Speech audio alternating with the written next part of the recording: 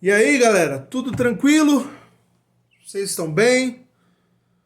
Vamos lá. Seguinte, quero fazer um estudo com vocês do livro de Ezequiel, no capítulo 16.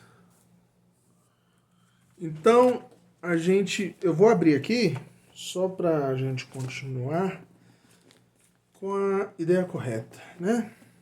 Obviamente. Vamos lá. Antes de mais nada, vamos orar ao Senhor. Amém? Senhor, nosso Deus, nosso Pai, muito obrigado, Senhor, pela oportunidade de lermos a Tua palavra, pela oportunidade de conversarmos, refletirmos e entendermos um pouco mais sobre Ti através da Sua palavra, Pai. Peço para que o Senhor me dê sabedoria, para que o Senhor me dê conhecimento para passar adiante, ó Pai, da forma que o Senhor quer, ó Pai. É o que eu te peço em nome de Jesus. Amém. Como eu estava dizendo, a gente vai fazer um estudo sobre Ezequiel 16. Só que a gente vai fazer um estudo de uma maneira diferente, tá certo? Rapidinho. A gente vai contextualizar um pouco, tá entendendo? A gente vai refletir a escritura o texto do período lá de Ezequiel. A gente vai refletir e absorver ensinamentos de acordo com a nossa realidade, correto? Vamos lá. Hoje é o primeiro dia, primeiro vídeo. Então a gente vai ver do versículo 1 ao versículo 6.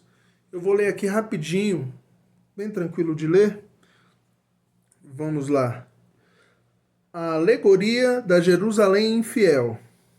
Veio a mim esta palavra do Senhor: Filho do homem, confronte Jerusalém com suas práticas detestáveis, e diga assim diz o soberano, o Senhor, a Jerusalém.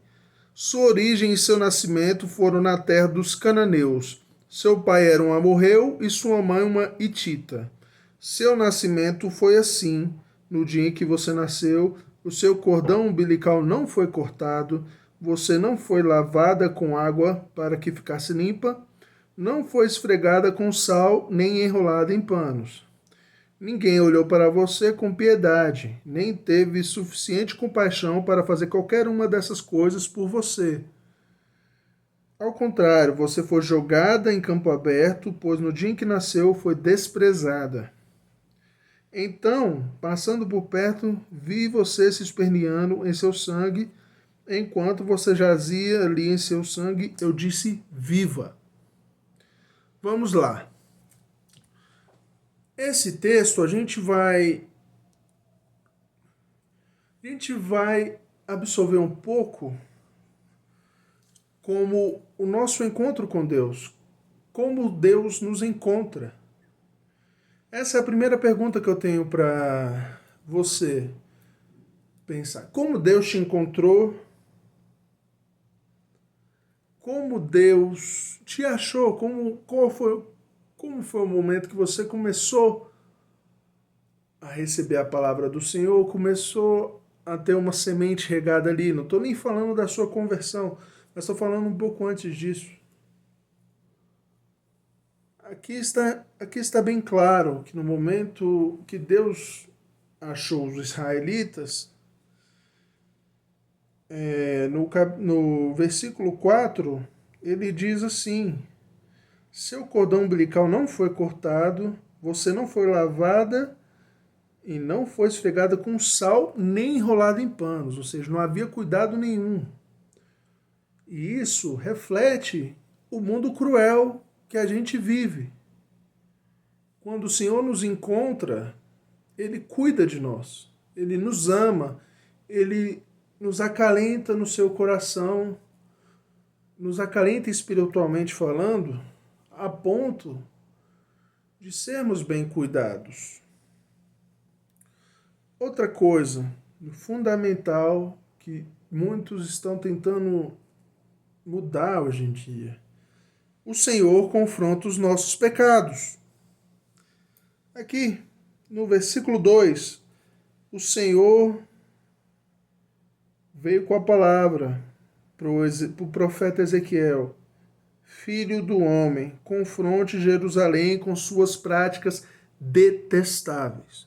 Deus detesta o pecado. Não mudou porque Jesus morreu. Deus não deixou de odiar o pecado. Muito pelo contrário. Ele odeia mais ainda.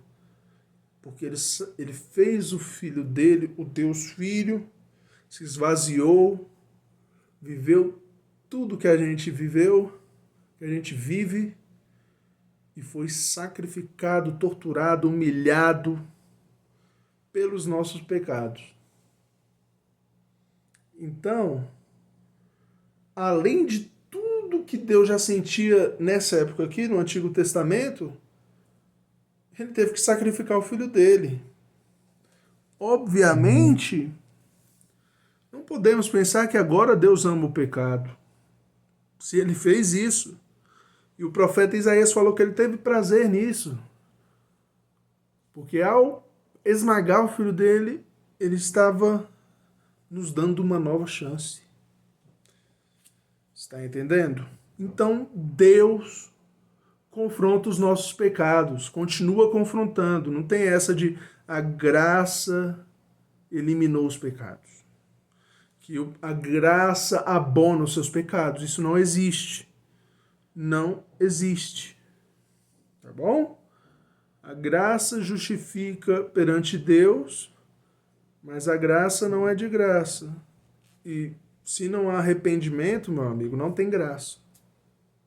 Ok? Jesus, João Batista, profetas do Velho Testamento, todos falam sobre arrependimento. Fundamental, ok? Vamos lá. Quando eu falei, Deus nos encontra castigados, imundos, desprotegidos. Nos encontra vazios espiritualmente. Por isso que quando a gente percebe o amor de Deus, a gente sente um amor muito grande. Que ele até fala lá para a igreja, acho que é a de Efésios no Apocalipse, sobre voltar ao primeiro amor. Que esse amor que a gente lembra de onde Deus nos tirou. Que Deus nos viu dessa forma.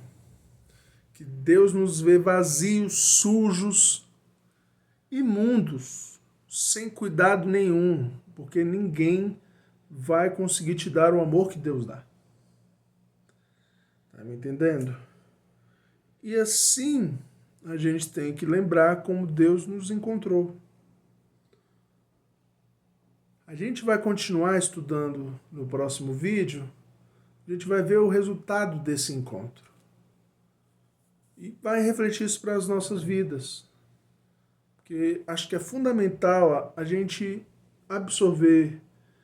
Claro, tudo tem um contexto, a Bíblia toda tem um contexto da sociedade ao redor. Mas a gente tem que ler alinhando isso à nossa vida. Então, lembre-se, perceba Deus te encontrando, perceba o amor que Ele dedica a nós, a cada um dos seus filhos. Perceba da onde Ele nos tira, do buraco que Ele nos tira. Tá bom? E é assim que a gente vai começando a desenvolver mais amor ainda ao nosso Senhor. Tá certo? Amanhã a gente continua. No próximo vídeo a gente continua estudando e vamos ler os próximos versículos que vai ser sensacional. Estou indo nessa. Abraço, que Deus te abençoe.